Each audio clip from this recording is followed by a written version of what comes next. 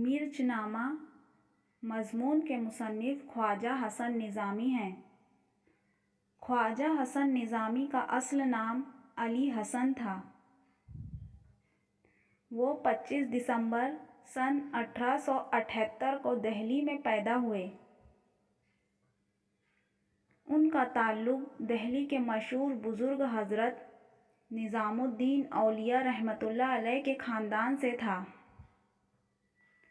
خواجہ صاحب ایک بلند پایہ ادیب، صحافی، مترجم اور انشائیہ نگار تھے۔ انہوں نے کئی رسائل اور اخبارات جاری کیے ہیں، جن میں اخبار منادی آخری وقت تک شائع ہوتا رہا۔ ان کے تحریر کردہ روزنامچے بہت مشہور ہیں۔ خواجہ صاحب کا طرز تحریر دلچسپ، پر اثر اور آسان ہے۔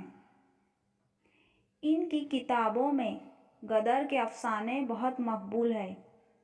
ان کے دیگر اہم تصانیف میں گدگدیاں اور سپارۂ دل قابل ذکر ہیں۔ وہ 31 جولائی سن 1955 کو اپنے خالق حقیقی سے جا ملے۔